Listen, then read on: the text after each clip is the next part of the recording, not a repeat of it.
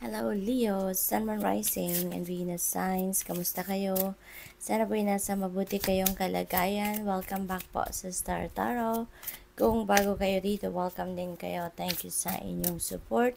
I truly appreciate it. God bless you all. Paunang mensahe po ninyo.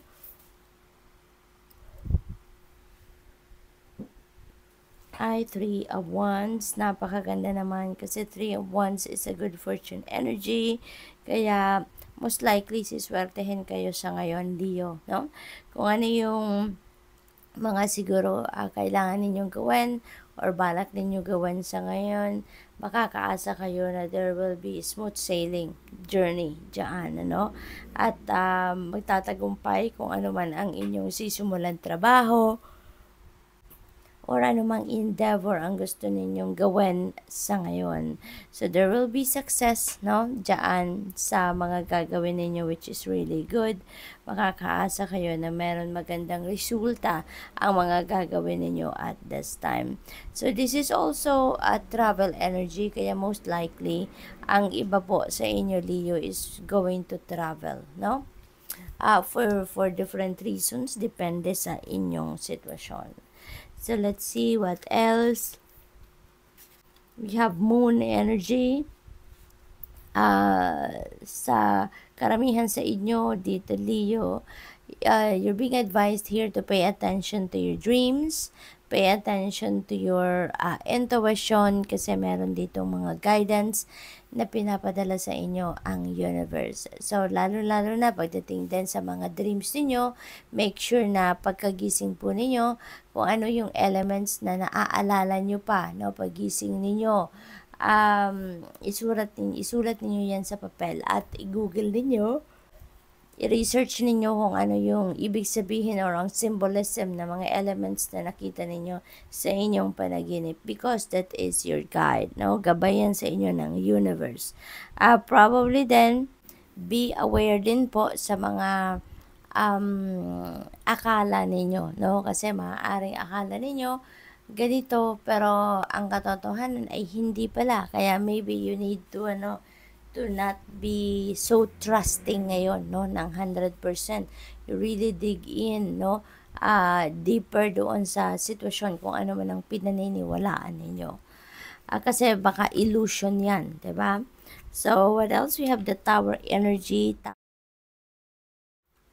So, Tower energy is an energy of change, no? At ano to, sudden change ang maaaring mangyari dito sa buhay ninyo, Leo. So, this is really, really overwhelming siguro para sa iba sa inyo, kasi lalo-lalo na doon sa mga Leo na hindi sanay sa pagbabago, no? May mga tao sa atin na, alam mo yun, may discomfort na nararamdaman kapag merong magbabago sa kanyang sitwasyon. Kaya maaari ang iba sa inyo, ganun na mararamdaman. Pero, this change, is going to bring you to a place wherein you will be in alignment with your destiny. Kaya at the end of the day, you will realize na lalo-lalo na kapag nandoon na kayo sa sitwasyon na kailangang mapuntahan ninyo at this time, ipagpapasalamat ninyo na nangyari kung ano man ang mga pagbabagong ito. Okay? So, what else? We have the Hermit energy. This is Virgo energy. So, maaaring meron kayong Virgo placement sa inyong chart, or maybe you are dealing with a Virgo. Kaya Leo, maaaring marami kayong dapat pag-isipan sa ngayon, no? Marami kayong dapat na pagmuni-munihan. Maybe kailangan din ninyo na magpahinga, no? Siguro pagod na din kayo at matagal-tagal na din siguro kayong hindi nakakapag take a breather, kumbaga. Kaya you're being invited here to put yourself in solitude. Mag-stillness muna kayo nang sa gayon makapag-recharge kayo, hindi ba? At makapagpahinga, no? There could be siguro kailangan ninyo ng pagnilay-nilay, no? Kailangan ninyo dito na mag-introspection. Okay? Kasi parang what you need right now is renewal, no? Self-renewal. Kailangan ninyo na ma-figure out anong mga bagay kung ano-ano pang mga nararamdaman ninyo, nasa isipan ninyo na kailangan ng i-let go. Maybe now is the perfect time to do that. What else? We have the full energy. This is a new beginning energy. Si Tower energy din, this is a new beginning energy. So this is ending and beginning. So the full is definitely a new beginning energy. No? So meron kayong sisimulang bago sa ngayon. Bagong sitwasyon, bagong relationship, bagong trabaho, bagong anything, no, Leo? And you're going to take a chance on this. Siguro, ano na to, you are embarking on a pagbabago wherein gagawin na ninyo dito yung mga bagay na hindi pa ninyo nagawa in the past. No, you've never tried this before, you've never done this before. Yung mga ganun bang sitwasyon, no? So, what else? We have justice, napakaganda. Justice will be served. Kung ano ang para sa iyo, kung ano yung meant for you, no? Yun ang deserve ninyo, yun ang makukuha ninyo, or yun ang ibibigay sa inyo ng universe sa ngayon.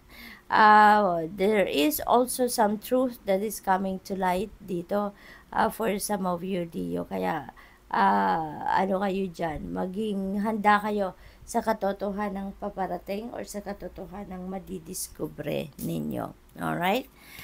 What else? We have 10 of Wands in reverse. Ayan. So, parang burnout na talaga kayo sa ngayon, Leo. Ang dami ninyong bitbit sa katawan, sa inyong isipan. Yung parang exhausted na kayo, pagod na kayo.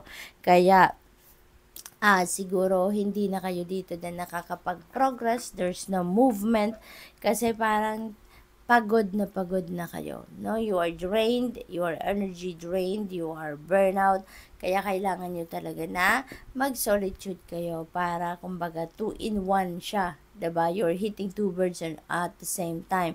Yung makakapag-solitude kayo, makakapagpahinga ang inyong katawan at the same time, at makakapag-renew kayo ng inyong sarili. Okay? So, tignan natin kung ano ba ang kaganapan dito for Leo. We have angel number 1441. There is life goals, no? There are life goals dito na maaaring anuhin nyo na, tawag dito, i-pursue nyo na, no? You are on a mission, kumbaga. There are important projects that you are about to do sa ngayon din. Sabi dito, it's the time of intense self-development. Focus your mind on your craft. You already have what it takes to succeed, but practice makes you a master. It also serves to find your true purpose. Leveling up in your career or business is a priority right now. So, yun talaga siguro yung ano ninyo ngayon, yung mission ninyo sa ngayon, ano? Mag-level up pagdating sa inyong karera or negosyo, which is really good. So, good luck. Thank you for watching. Love and light. Namaste.